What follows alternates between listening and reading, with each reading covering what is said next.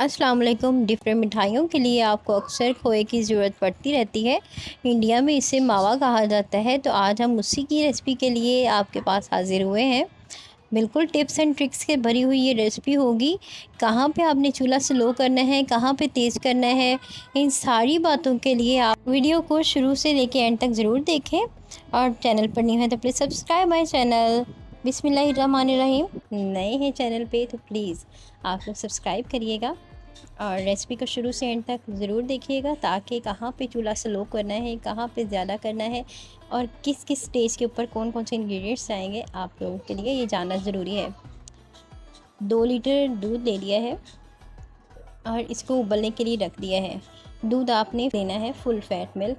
अगर आप लोग आउट ऑफ पाकिस्तान रहते हैं या किसी दूसरे कंट्री में रहते हैं जहाँ पर आपको फुल फैट मिल्क नहीं मिलता, तो इसको आप एक बहुत ही आसान तरीके के साथ आम दूध को आप फुल फैट बना सकते हैं। 2 चम्मच आप लोग घी ऐड कर दीजिएगा तो वो फुल फैट जो है क्रीम या दूध बन जाएगा। घी ऐड करिएगा, ऑयल बिल्कुल ऐड ना करिएगा। यहाँ पे दूध को हमने अच्छे से पका लेना है। दूध की क्वांटिटी यहाँ पर हमारी कम होती जा रही है। यहाँ आपने आंच को फुल रखना है, बिल्कुल कम नहीं करना। और इस स्टेज के ऊपर हम इसके अंदर ऐड कर देंगे कोको पाउडर, जिसे आप चॉकलेट पाउडर भी कहते हैं। ये तकरीबन हाफ़ टेबल स्पून मैंने इसके अंदर ऐड कर दिया है छान के। छाना इस वजह से ताकि इसमें गुठलियाँ ना बन पाए।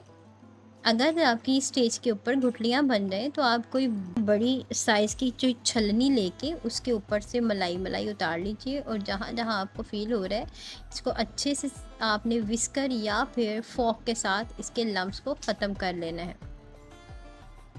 अब मैंने दरमियान में फोक लिया, दरमियान में मैंने इसके विस्कर भी चलाया ताकि जो जितना भी चॉकलेट पाउडर था अच्छे से इसके अंदर मिक्स हो जाए।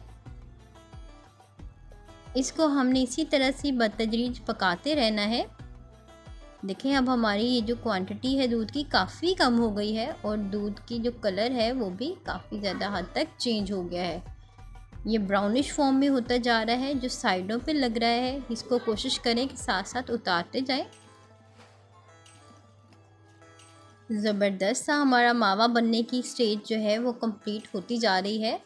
इंशाल्लाह ताला सिर्फ़ और सिर्फ आपका आधा या पौना घंटा लगेगा और आपका मावा बनके रेडी हो जाएगा। अब इसमें खुशबू लाने के लिए आपने हल्का सा इलायची पाउडर भी ऐड कर देना है। कंटिन्यूसली आपने इसका चम्मच हिलाते जाना है ताकि ये बिल्कुल भी नीचे ना लग पाए और इसकी जो कंसिस्टेंसी है वो भी हमारी बिल्कुल स्मूथ रहे। देखें यहाँ पे बहुत हद तक ये गाढ़ा हो चुका है, कलर भी इसका लाइट ब्राउनिश फॉर्म में पहुँच गया है। तो इधर हम ले लेते हैं एक लकड़ी का स्पैचुला। लकड़ी के चम्मच से आप इसको अच्छे से पकाते जाइएगा। यहाँ पे मैंने इस स्टेज पे आंच को बिल्कुल दरमियानी कर लिया है, बिल्कुल लोएस्ट पे चली जाएगी आंच। और यहाँ पे देखिए जब कंसिस्टेंसी ये हो जाए कि ये चम्मच के साथ चिपकने लग जाए और नीचे गिराने पे भी ना गिरे तो इट्स मीन हमारा खोया बन के तैयार है। यहाँ पर हम इसका चूल्हा कर देते हैं बंद और इसको कर लेते हैं ठंडा। रूम टेम्परेचर पे इसको ठंडा होने दीजिए।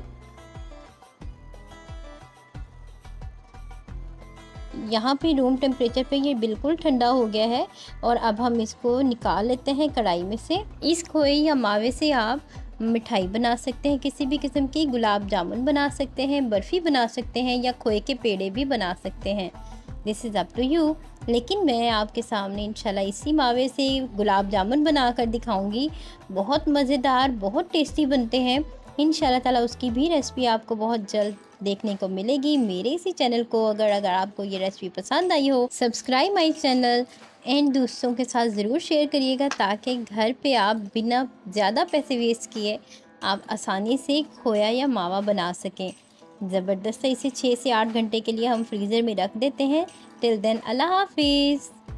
हर किस्म की मिठाई बनाने के लिए जब भी आपने खोए को रेस्ट देना है तो तकरीबन 6 से 8 घंटे ज़रूर रेस्ट दीजिए। इसे आप अपने फ्रीज़र के अंदर जहाँ पे बर्फ़ नहीं जमाते वहाँ पर रखिए और वहाँ पर इसको रेस्ट पे रखिए तकरीबन 7 से 8 घंटे तक। Thank you for watching. जब मैं ये गुलाब जामुन बनाऊँगी तो इसको मैं तकरीबन 6 से 8 घंटे के बाद बनाऊँगी। अल्लाह हाफिज़।